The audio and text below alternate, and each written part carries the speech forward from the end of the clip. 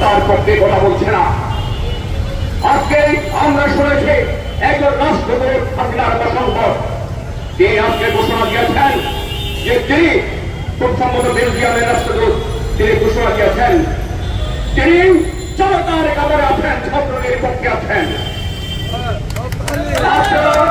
জানেন কৃষিমন্ত্রী রাজ্জাকের ছেলে ফেসবুকে স্ট্যাটাস দিয়ে বলেছে ফ্যাসিবাদের সাথে নয়, হাসিনার সাথে নয়, ছাত্রদের সাথে আছে। বন্ধুরা আমার, কিছুক্ষণ আগে 20 জন সেনা কর্মকর্তা এখানে এসেছেন সবে, তারা কথা বলেছেন, গতকাল তারা মিছিল করেছেন, গতকালে তারা বিবৃতি দিয়েছেন, তারা বলেছেন ফ্যাসিবাদের সাথে নাই, খুনির সাথে নাই, যার হাত ছাত্রের রক্তে রঞ্জিত, সাংবাদিকের রক্তে রঞ্জিত, তার সাথে তারা নাই। এর আগে তারা কাশ্মীর দিবস পালন করছে, যে খুন করছে সে চুপ করবে। বাংলাদেশের জনগণেরা প্রত্যাখ্যান করেছে। ছাত্ররা বলেছে আমরা কালো নয়, লাল বেশ ধারণ করবো। তারা বলেছে তোমাদের ফেসবুক লাল করো। হাসিনার প্রসঙ্গতরা বলেছে কালো করো। পরের 2% লোক কেন পেয়েছেন কিনে আপনারা? 98% লোক বেশি লোক সেদিন লাল করেছে তাদের ফেসবুক আইডি এবং লাল করে নিয়ে বের হয়েছে। 11 করে হাসিনাকে লাঠি দিয়ে ফিল্ড থেকে বের করে দিয়েছে দেশের ছাত্ররা। বন্ধু আমার, অর্থেকারে যখন আমরা বক্তব্য দেখছি আমরা অত্যন্ত বেদনাবিত। আমাদের কোমলমতি ছাত্রদের 300-এর মতো আমাদের দেশটা আছে, ছাত্রকে গুলি করে বুক যাত্রা করে নিয়েছে। এক ছাত্রের বুকে দেখেছে 40টার বেশি গুলি। একটা তার বাবা বলেছে যে একটা শিশুকে মারতে কত গুলির প্রয়োজন। লোকটাই আজকে ঢাকার রাজপথ রঞ্জিত হয়ে গেছে। 71-এ যে বলছে 52-69 নয়, 71-এর মতো আজকে ঢাকার পিচডালা কালো রাস্তা রক্তের লালে লাল হয়ে গেছে। আমি বিশ্বাস করতে চাই না এবারে এই দুধ যে খেয়েছে এই বাংলার নুন যারা খেয়েছে তারা গুলি করে বাঁচতে পারে না।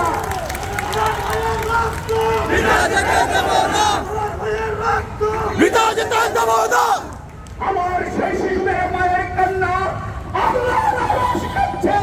হাসিনা তোমার হৃদয়কে করে না, এই পুলিশ তোমার হৃদয়কে করে না, আল্লাহর আওয়াজ কাঁপছে। এই পাহাড় তোমরা গোসল করতে পারবে না। আল্লাহর আওয়াজ কাঁপছে মানবকে পাকিস্তানদায়। আমার শিশু সন্তানদের নাই, আমার নতুন প্রজন্মের কাছে সাংবাদিক সমাজের তোমাদের জীবনের নিরাপত্তার জন্য আমরা কিছু করতে পারিনি। বাবারা, তোমাদের পূর্ব প্রজন্ম হিসেবে আমাদের যে দায়িত্ব পালন করার কথা ছিল আমরা সেটা পারিনি। তোমরা আমাদেরকে ক্ষমা করে দাও। তোমরা আমাদেরকে যে আন্দোলনের নামিয়েছ, তোমাদের নেতৃত্বে 71-এর যুদ্ধ হয়েছে, 69 হয়েছে, 52 হয়েছে, আমরা নেমে এসেছি আমাদের পাপ পোষণের জন্য। যতক্ষণ পর্যন্ত তোমাদের রক্তের বদলা নিতে না পারবো রাজপথ ছেড়ে সাংবাদিকরা যাবে না। আজ আমার লজ্জা হয় কিছু কিছু সাংবাদিক টক শুতে বসে যারা জাতীয় প্রেস ক্লাবের নেতৃত্ব আছেন, প্রেস ক্লাবের মেম্বারও খুনিদের পক্ষে গুণগান গান, তারা পানচুরের পক্ষে কথা বল, বিরুদ্ধে কথা বলেন। তাই এক ভাবল আমার কোমলমতি শিক্ষার্থীদের যে গুলি করে বুক যাত্রা করে নিয়েছে তা নিয়ে একটু কথা বলেন না। এদেরকে জাতির বিবেক বলি কিভাবে? আর দাস শেখ হাসিনার 4 চাকা কুত্তা।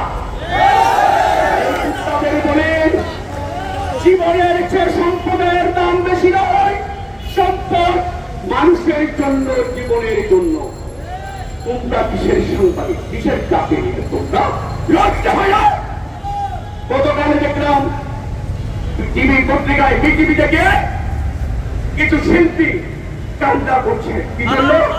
বিটিভি চালিয়েছে ওই নরক পিচাসরা, ওই জাতির ছাত্ররা আমার ছাত্র ভাই যেখানে নিহত হয়েছে তাদের মায়ের কাছে গিয়ে কিন্তু শোক জানায় না।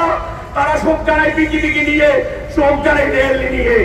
এরা ময়দানে বড়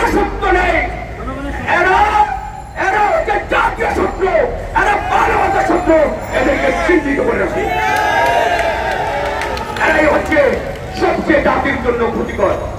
বন্ধুরা আমার, বর্তমান বেশি না, আজকে ইউটিউবে একটি কথা বলে ইউটিউবে দেখে আসলাম, পুলিশ কে তার মা ফোন করেছে, বলছে বাবা ভালো আছিস? কিনে করতে পর্যন্ত মা আছি। বাবারে একটা সাবধানে থাকিস, আর গুলি চালাস না। এখানকার সমাজের লোকজন তো পুলিশকে খুব খারাপ বলছে। পুলিশ কাছে দিক থেকে ওদিকে মা কাছে এতে বোঝা গেছে এই পুলিশ ইচ্ছাকৃত গুলি করে নয়, হাসিনার নির্দেশে গুলি করতে হয়েছে।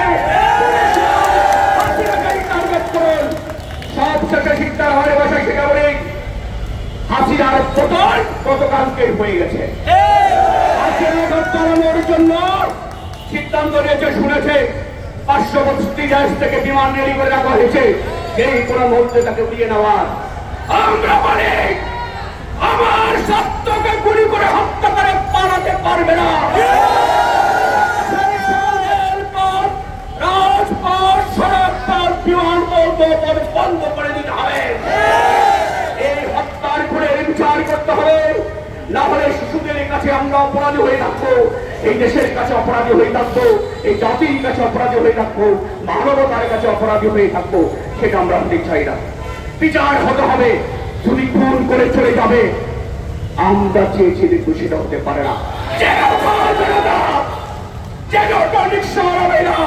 শ্রমিক ভাইরা, পুলিশ, আর্মি, পুলিশও কালকে বিবৃতি দিয়েছে, সবাই কর্মকর্তারা সব জনতায় আছে হয়ে গেছে একাত্তরের মতো। এক সাইডে এখন একটা হুঁশারা বাজানোর বাকি, সে হুঁশার মধ্যে হুঁশারা বাজানোর সাথে সাথে যে যেখানে আছেন, যার কাছে যা আছে দাঁড়িয়ে ইনশাল্লাহ আমরা চাপিয়ে পড়ে আমাদের সন্তান হত্যার প্রতিশোধ দেব। বাংলাদেশকে বেশিরভাগ করে একটা মানবিক রাষ্ট্র ইনশাল্লাহ আমরা কায়েম করবো। সেই লড়াইয়ের জন্য প্রস্তুত থাকার আহ্বান জানিয়ে আমি আমার বক্তব্য শেষ করছি। আপনাদের সবাইকে অবদান ধন্যবাদ।